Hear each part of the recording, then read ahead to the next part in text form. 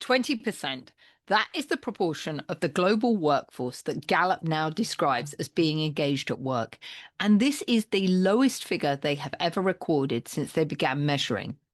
It's fallen in each of the last 3 years, and there's not a single region in the world where these engagement levels are going up. And I think this should genuinely be a concern for all of us. But there's one other number that also really stands out in their research, and that is that manager engagement has fallen from 30% to 22% in the space of just 2 years, which means that the people that organizations rely on to really keep the organization working have really quietly stopped holding it together. This is the power of middle management, because they are so crucial in everything that happens in an organization. And Gallup also acknowledged that 70% of the variance in a team's engagement is attributable to the team's direct manager. So, of course, what does that mean? That means when a manager disengages, everything downstream disengages as well. And if you try to put a cost on that, it's estimated that $10 trillion a year, or roughly 9% of global GDP, is the cost of this massive level of disengagement. But there's something that a lot of leadership teams haven't really worked out right now, and it's this fact. The fact is that everybody right now is reaching for AI as the answer. And the uncomfortable truth is, of course, is that AI does not fix your culture. In fact, it does the opposite. AI amplifies culture. And what does that mean? It means that wherever you already are, you're about to become considerably faster and get more of what you're already doing. And that, of course, might not be what you want to happen. So the question I really want to provoke in this edition of Impactful Teamwork is not whether your organization has a culture, because all organizations have a culture. It's really much more a question of whether you have designed it consciously or not. And I also want you to think about which of the 4 levels of culture you are currently operating at, and whether the thing that you're about to amplify is really worth amplifying, or are we amplifying the wrong thing? So, welcome to Impactful Teamwork, and we've got a really exciting episode for you today, because this episode has been inspired by a webinar that I listened to last week by one of my mentors, Peter Matthies of the Conscious Business Institute. Now, I studied with the Conscious Business Institute a number of years ago, and I have a master's from them in helping create purpose-driven organizations, because that's something I'm really passionate about. But what was really interesting was that when Peter explained the 4 levels of culture that he's actually seeing occurring in organizations, it maps really well to the 4 culture zones that I've been talking about in business, where businesses need to move from this level of toxicity through the ranks up to becoming turbocharged. And one of the things that we talked about on this webinar was that, and that Peter has observed in his 15 years of building cultures inside of organizations, was that he's never really found a systemic approach to building culture. Not in the consultancies he's worked in, not in the literature. And I think we all know that culture in many organizations is something that gets written on the wall, printed on lanyards, and then it's often abandoned to chance. And so what they've done at the Conscious Business Institute is actually they've created this model, the 4 levels of culture, that describe what an organization is fundamentally organized around. And as I said, when I sat with this model and the way that Peter so eloquently described it, I realized it mapped to what I see happening with leadership teams all the time. And particularly when they come and work with the horses, because the horses have no interest in your culture deck. They respond to what is actually going on and what the business is actually organized around.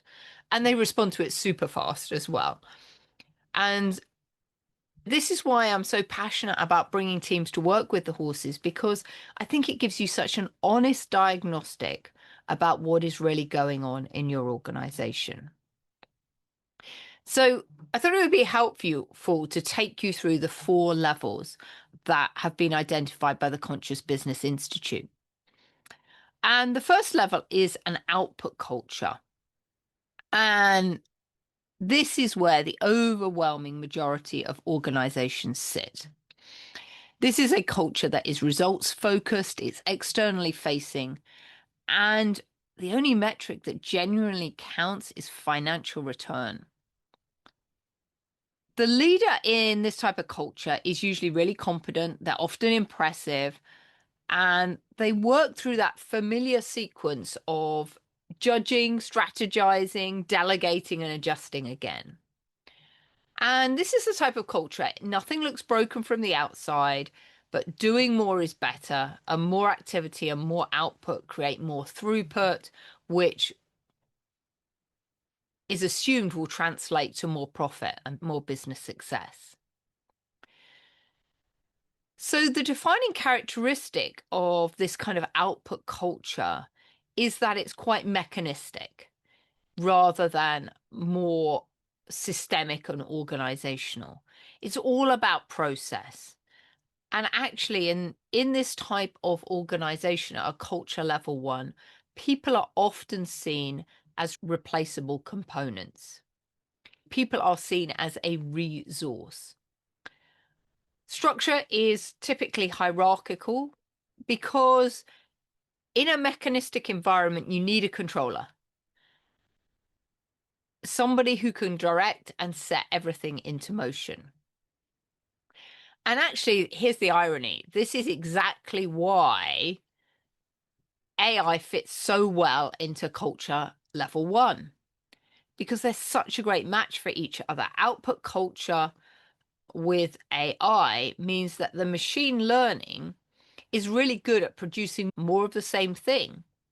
So when we drop AI into a culture whose organizing principles are already doing more, you don't get transformation. Actually, what you get is acceleration. And if you're not careful, that leads to exhaustion. Peter shared a really great example of this in his own experience, where he recently took some time off to go on a sabbatical to Mexico to really think about the strategy and where he wanted to take the Conscious Business Institute and what was next for it. And of course, he used AI, as many of us do, to help him create a strategy and a plan, a 4-week plan, an 8-week plan, a 12-month plan. And as we know, AI is great at doing this and can do this in a matter of hours. But I don't know if you're like me, I've had this experience too, where I've asked AI to do something, and actually, rather than having clarity at the end, I am just in complete overwhelm by the amount of information that's being provided to me. And I think that's because I've got a lot of output, but it doesn't have any of my level of judgment in it or any of my level of reasoning about whether what AI is creating for me really makes sense. And we see this in organizations, don't we, a lot of the time, where a leadership team implements a tool or a strategy that supposedly increases capacity by a factor of 2 or 3, and then actually finds out later on that all it's done is exhaust the team members. People are less certain about what happens, and we're no closer to the strategic outcomes we wanted than at the beginning. So there was nothing wrong with the tool per se. The problem is that they've poured it into a culture whose only organizing idea is volume. So I might like to suggest that if burnout is rising in your organization while output is also rising, you're most certainly running at a level 1 culture speed. So what is level 2 culture? What does that look like? Level 2 culture is an intentional culture. And this is where purpose and judgment start to lead rather than volume. So the human contribution shifts from producing output to sense making, to setting direction, and to exercising the discernment that decides which work is worth doing at all. So AI stops being an accelerator and becomes a collaborator because there's now a human intelligence sitting above it before deciding what should be amplified. And I think that this is really important because as great as AI is, and I've been doing a lot of training in AI recently, AI is and should only ever be a collaborator for us. It always needs to have this level of human discernment above it to really sense check about whether what we're getting out makes sense or not.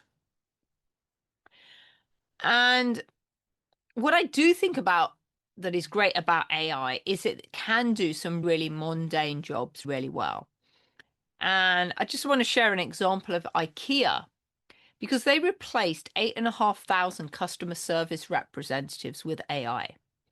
And at first thought, you must go, oh my goodness me, that's a huge level of people that they made redundant. But actually, ironically, what IKEA did, and I think this is incredibly smart, is that rather than making those roles redundant, they've actually retrained all of those people as interior design advisors. So they've actually helped elevate these people in the value chain to start doing work that actually requires judgment, creativity, and relationship building rather than just following a script as a customer service rep.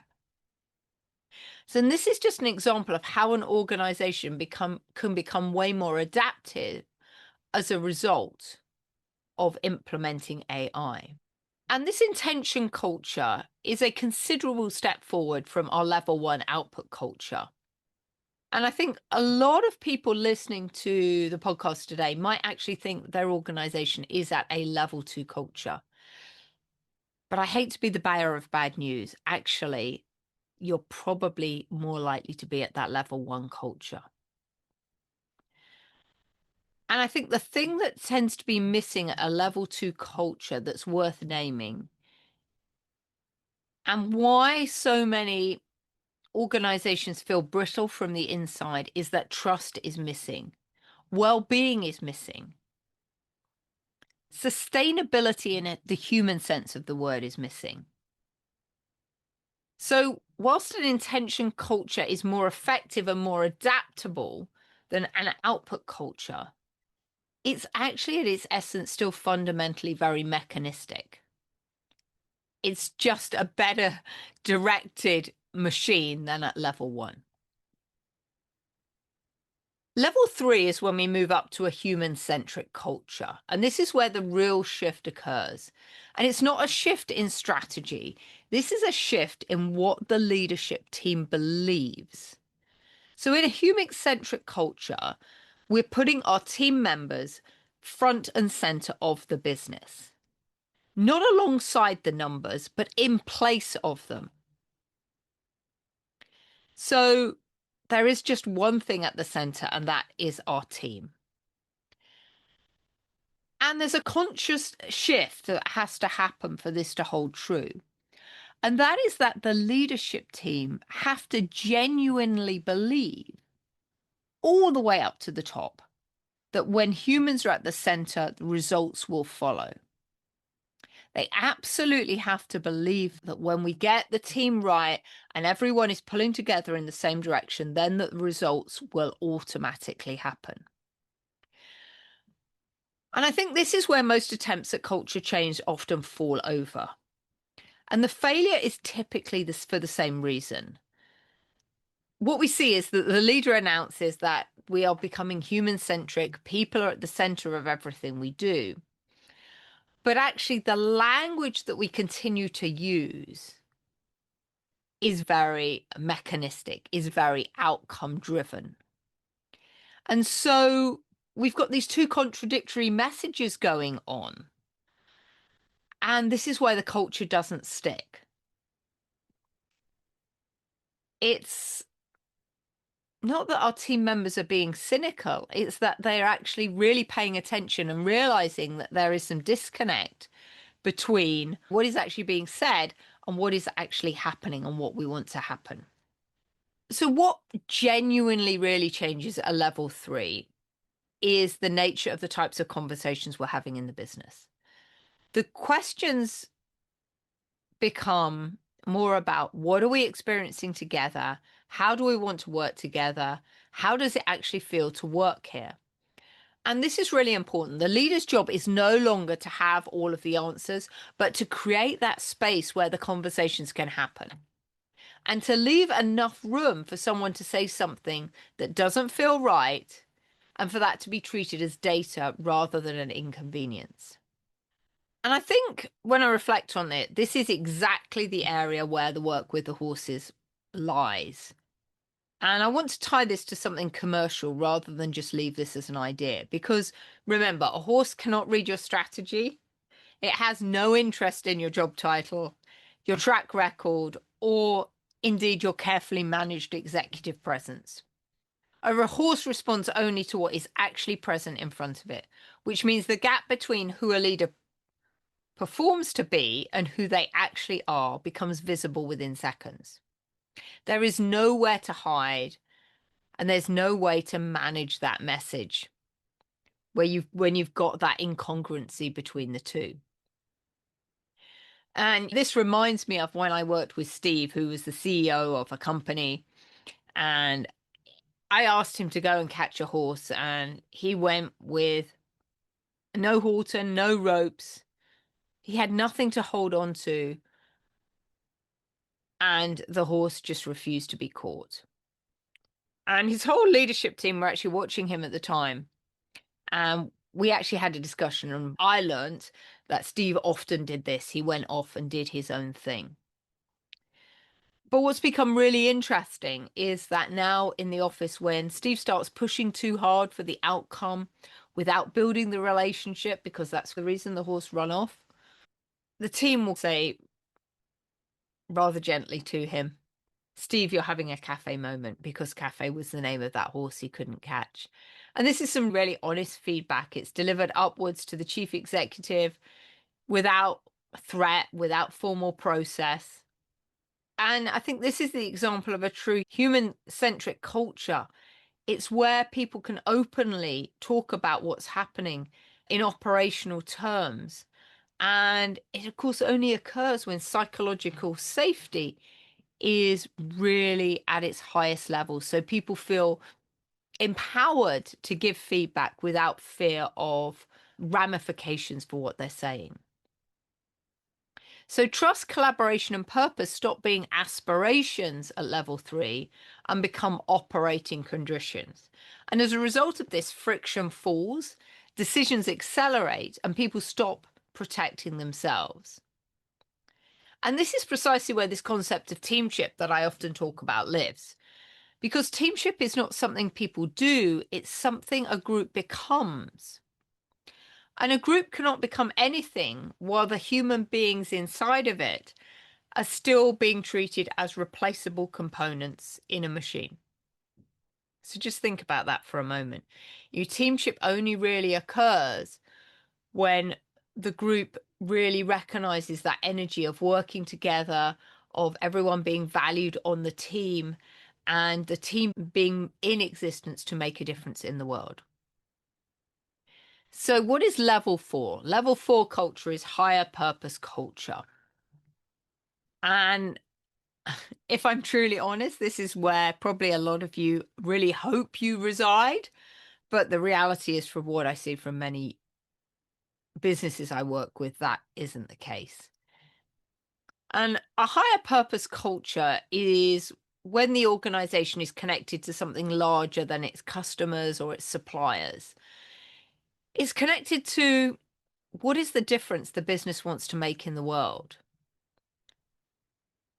And it's usually, this purpose is usually what we call a massive transformational purpose, something that's really going to make a difference. It's something that ignites and inspires our team members for something they want to go and strive to get.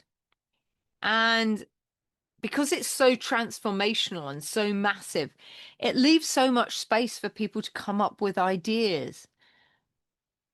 And this massive transformational purpose is giving us a railroad of where we can go and some tracks and boundaries of how to get there, whilst enabling all of the creativity along the way.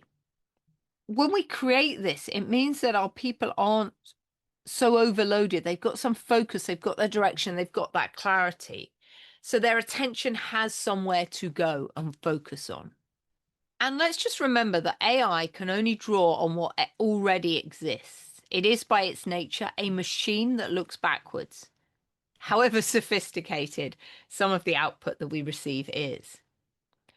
But it can't originate. So in a world where every competitor of ours has access to the same models, trained on the same past data, the only really significant advantage and differentiator we have in the marketplace is our capacity to create something that's not existed before. And that capacity comes from being human. And it's fragile, but it actually needs the right conditions and environment that can create this, that enables the output of the culture to happen in a very systematic way and to thrive and flourish. So this brings me back to the herd. The horses have been navigating uncertainty and sustaining high performance for millions of years. And they've never done it through a command and control structure. They do it through this concept of shared leadership, collective awareness, and complete alignment behind the shared direction. The herd don't do teamwork, they practice teamship. And it operates at a level 4, not because it's enlightened, but because at level 1, it would already be extinct. When I look at the horse herd and the way the horse herd operates, it just isn't about a level 1 culture. It's about this level 4 culture, about the shared leadership, about it being one for all and all for one. And I think for many of us, this is exactly what our team members are looking for. They're looking to be part of something that's going to make a difference in the world, that they can put their head on, that they can make a contribution to, so that they can feel like they're making a difference in the world. Now, I think this is also really important for us to notice that the leader's job is not to live at level 4. Actually, the leader's job is to hold a balance across all different 4 types of culture. Because let's face it, work still has to be delivered. So level 1 isn't going to disappear. This output is never going to disappear. Judgment still has to be applied. So level 2 matters enormously. But the center of gravity in almost every organization I encounter is stuck at level 1.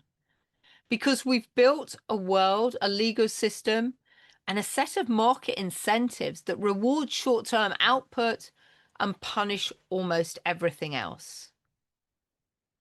And what does that mean? It means that the balance isn't going to correct itself, and it's not going to correct itself while everyone's busy. And this is why Simon Sinek talks about the infinite cycle.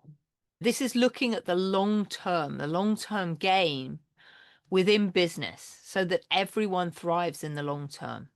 And I think it's really interesting that as a leader, we need to be able to learn how to read the energy of the room and notice when our team is not saying something that needs to be said or making decisions with incomplete data, when our team aren't paying attention. And I think it's really fascinating to me that in the wild, inattention is fatal.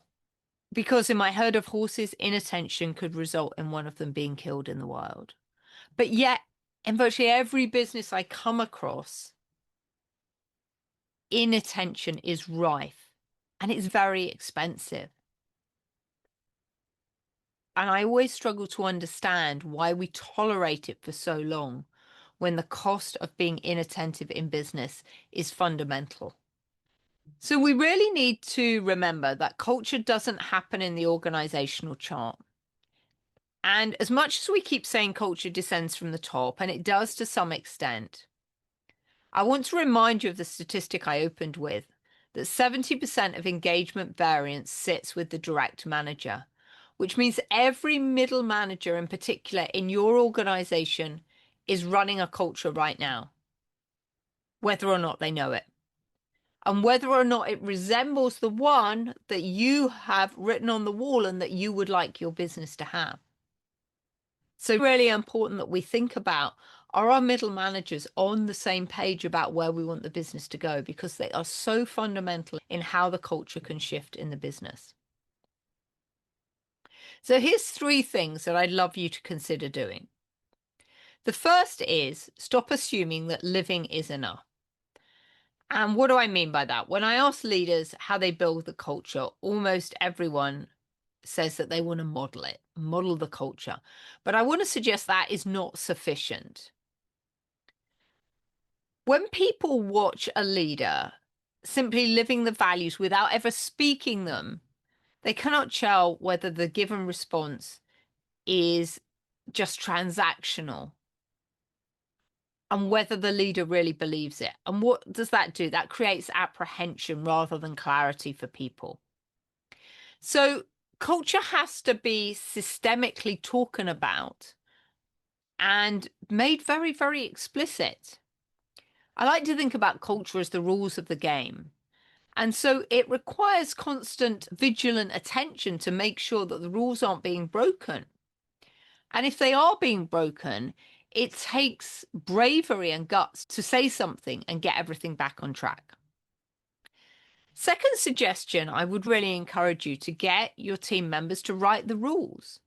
Like anything, when the culture is handed down from the senior leadership team, it arrives as an instruction and nobody is ever inspired. So get your team out of the office, maybe come to one of my horse events and ask them the question that nobody ever asks them, which is, what is the ideal way we could work together? That is a massive underused resource in your organization. Your team have all of the answers. And when we give our team members the opportunity to speak up and share ideas, they become more engaged, more motivated, more driven, because they want to make a difference in the world rather than being told what to do, which for people has exactly the opposite effect. And thirdly, I'd really encourage you to connect your culture to purpose rather than goals. So if we think about this, goals are really a mental construct. And if you tell your people they must hit such and such a number in profitability and they must trust each other, people will hear this kind of contradiction, right? They're always going to believe that the numbers, the profitability are going to be way more important to an organization than spending time building trust and building relationships with each other. But purpose is that thing that creates the pull, that helps everyone drive in the same direction. So you've got at the front the purpose creating the pull, and the goals create the push and helps everything move synergistically along. So when the purpose is actually really genuine, then the goals stop becoming a destination, but become the means and the way to move the business forward. We know that if we reach this goal, then that is on track and that's a milestone for us reaching the purpose. And I just want to share with you one example of this and how important this is. And this is from my friend Lynette, who used to be the MD of a mining company in South Africa. And this is one of the most unionized industries out there. And you would imagine in a mining factory, it's very difficult to change the culture. But Lynette did just that in not just one of the units, but in all 6. And she did that by moving to a level 3 culture, by asking people what they needed, helping them see the bigger picture about how they contributed to the success of the company and how they all could start pulling together to make a difference. And if they all did that, how that would have a massive transformational effect, not only on their wage check, but on the success of the business and how they feel about themselves. And so Lynette actually massively turned around that mining business simply by giving power and putting our people at the center of the business and creating this human-centered workforce. And so she was really adopting there that level 4 thinking, but in the first outset had to execute it within that level 1 environment. It wasn't rocket science, but it did need human science, and it needed a massive dose of courage for her to do that, because the easier thing for her to do was to stick to budget and do things as they'd always been done. But she knew that the way that they had currently been operating wasn't sustainable and something needed to change. And so putting people at the center of everything radically changed that whole business and turned it around. So my question to you as we draw this to a close is, if artificial intelligence, AI, is going to amplify whatever culture you're already running, exactly you're about to make more of, and if you're honest about your answer, is your leadership team currently organized around output, around intention, around the human, or around something larger? And would your team members, if you ask them, give you the same answer? Because the gap between these two answers is our leadership gap. And it's almost certainly costing you more than any line item in your P&L.